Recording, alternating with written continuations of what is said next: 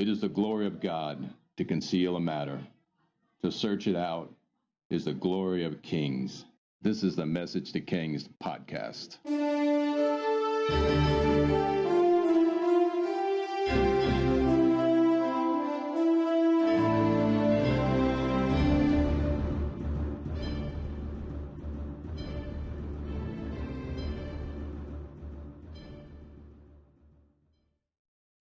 Episode 250, Pompey the Great and the Decline of the Hasmonean Kingdom.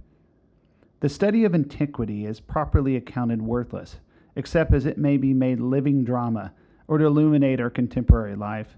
The rise of Rome from a crossroads town to world mastery, its achievement of 2 centuries of security and peace from Crimea to Gibraltar, and from the Euphrates to Hadrian's Wall, its spread of classic civilization of the Mediterranean and Western European world, its struggle to preserve its ordered realm from a surrounding sea of barbarism, its long, slow crumbling and final catastrophic collapse into darkness and chaos.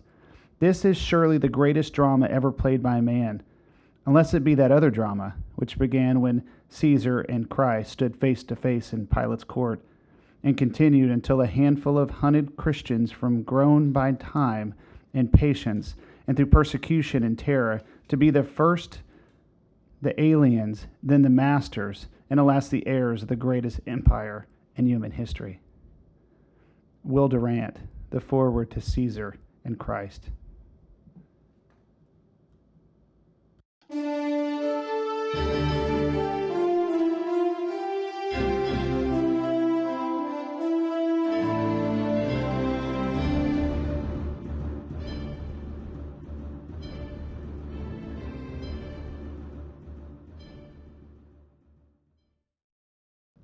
In this episode, we layer in the story of Julius Caesar, Pompey the Great, and the near end of the Hasmonean Kingdom. We start with the zenith and decline of the Hasmonean Kingdom. Following their true independence from the Seleucids in 142 BC, king after king expanded the territories of Judah. One of the conquests was the taking of Idumea, south of Jerusalem. The taking of this territory and peoples that were not Jewish is described in the following way according to Josephus. The Idumeans were subdued and allowed to permit staying in the country if they'd be circumcised and make use of the Jewish laws. There would be some notable Idumeans allowed to stay in the Jewish state and even participate in the government. Hardliners would not care for them, but they would still make their way into the government, especially a particular individual, which we'll cover later. Next, Samaria is attacked, its temple destroyed, and the people subjugated. These are the old non-worshippers of God from the Assyrian assimilation. Samaria will play a huge part in the story of Jesus later on. The Galilee region is seized, and the Hasmonean kings start to take on the triple title of king, general, and high priest. This is where everything seems to start to crumble, and the Jewish state of the Hasmoneans starts to look like the Seleucids before them. As high priest, the king, this means only the king was allowed into the Holy of Holies on the Day of Atonement. The king assumed this place, maybe at first out of an honest, holy perspective, but then they started to think of themselves as their own God.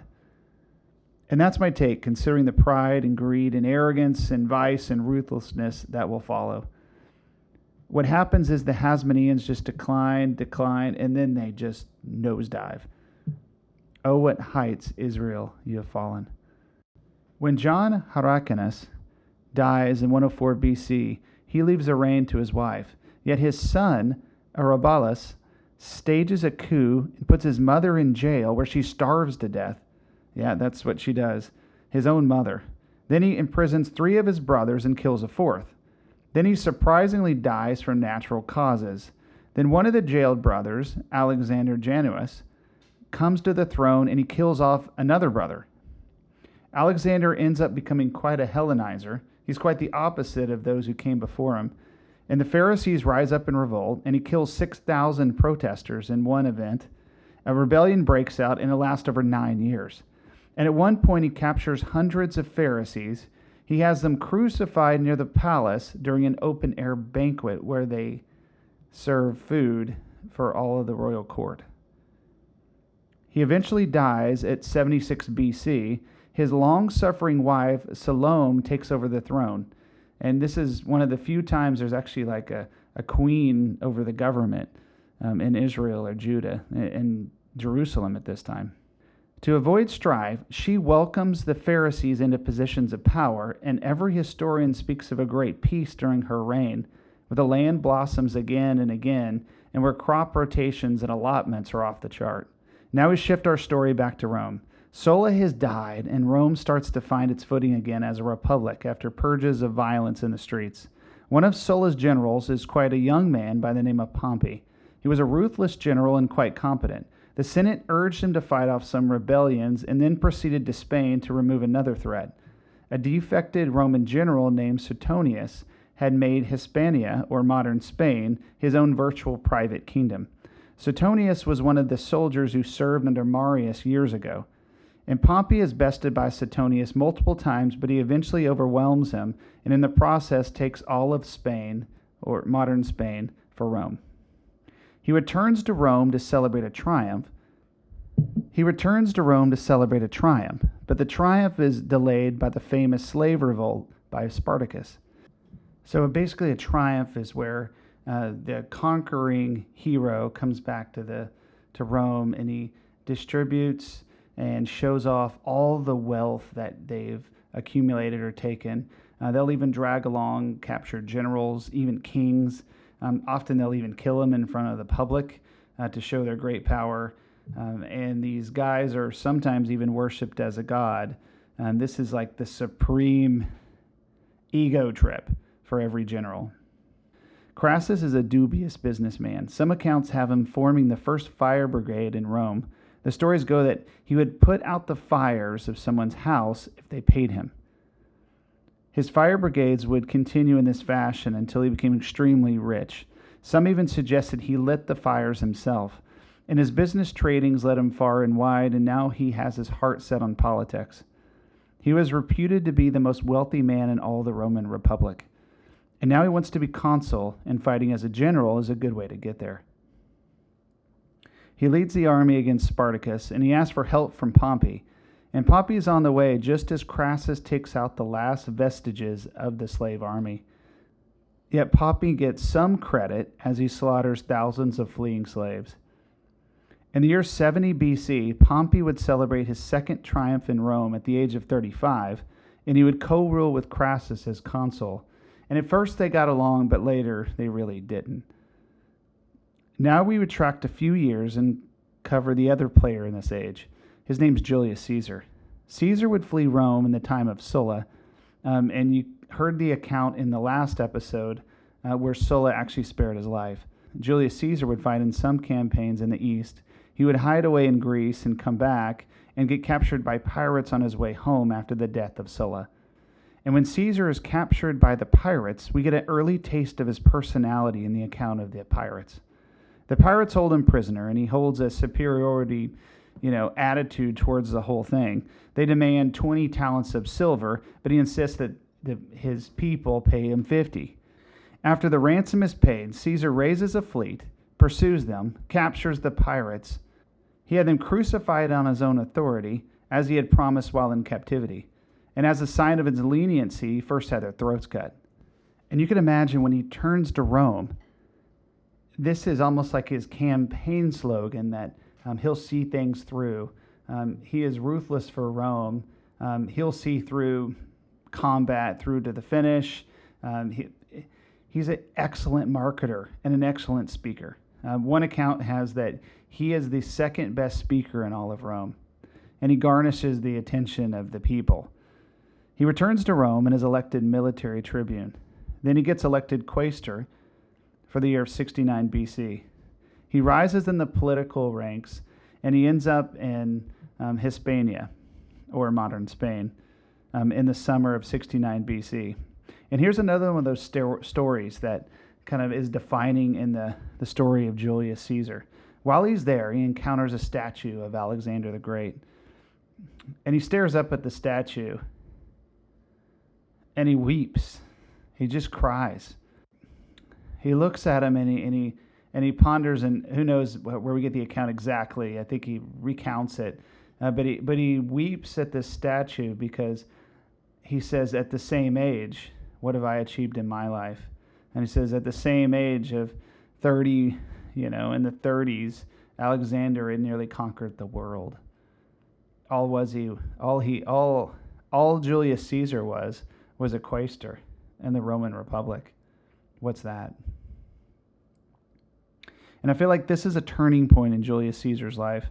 I'm picturing bowing his knees to ruthless ambition at this point. Absolute ruthless ambition is now his goal. He wants to be an Alexander. His goal is to be more famous than Alexander the Great. As young Pompey co-rules with Crassus, the businessman, we have a Julius Caesar swearing his allegiance to ruthless ambition with the goal of becoming more famous than even Alexander the Great. Meanwhile, back in Judah, Queen Salome dies in Jerusalem and things return to normal. Violent rebellions and striving for power.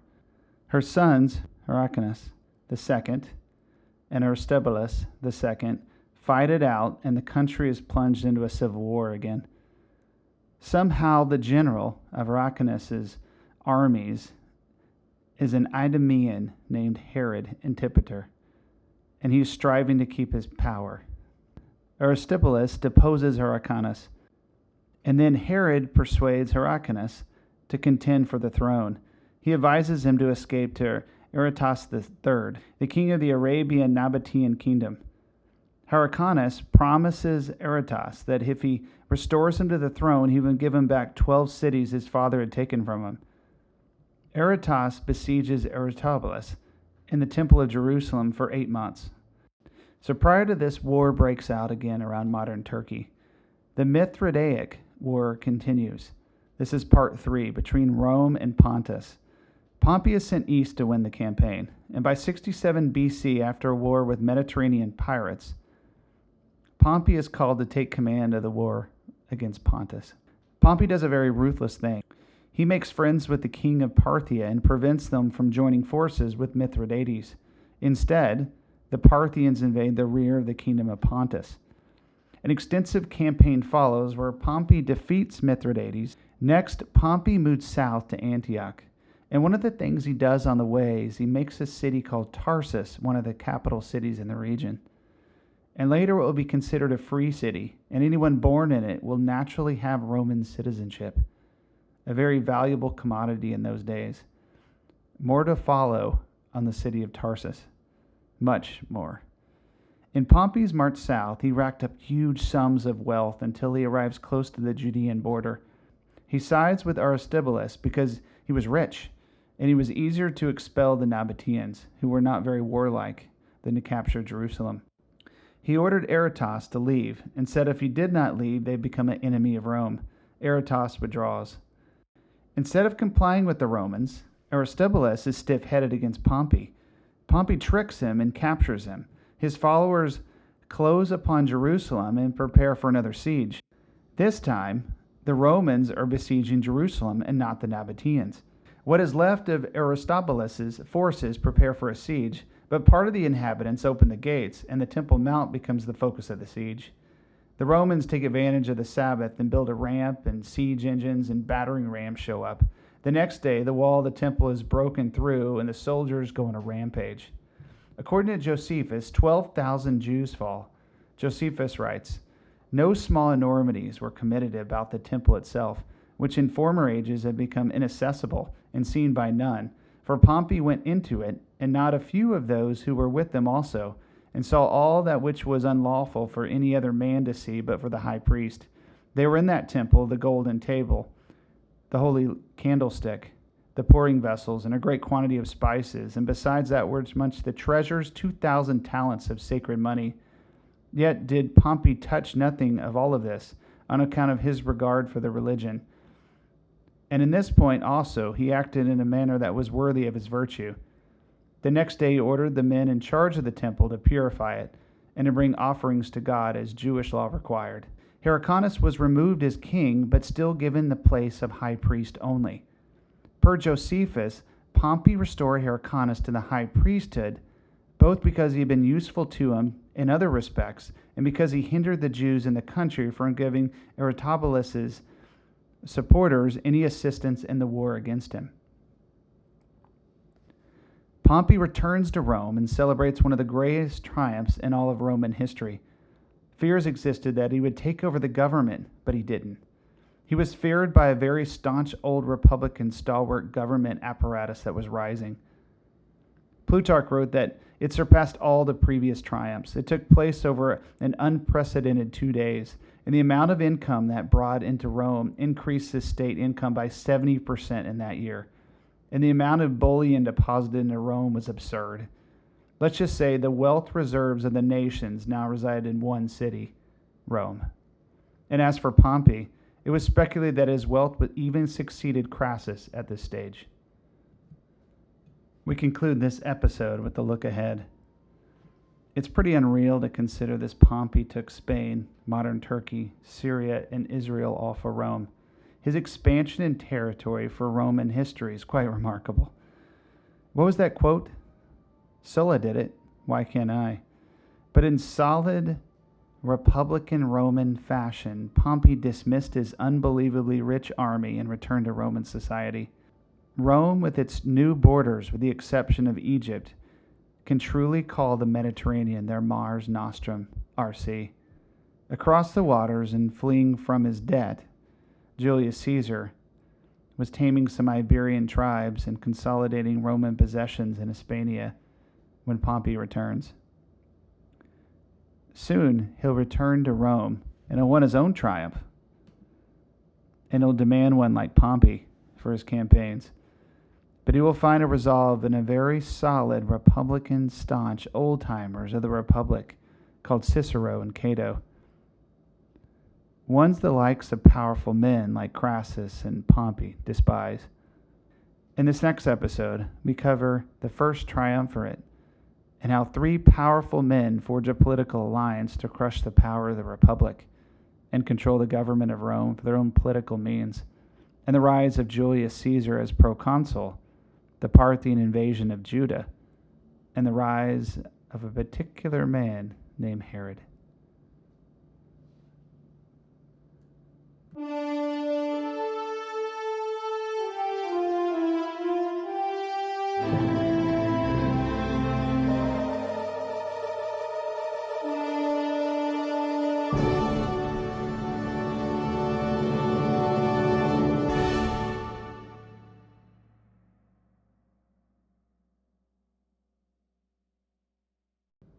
Hope you enjoyed this episode of Message to Kings. Feel free to visit the website, messagetokings.com. Share the Facebook page if you want to chat. Email us at messagetokings@gmail.com.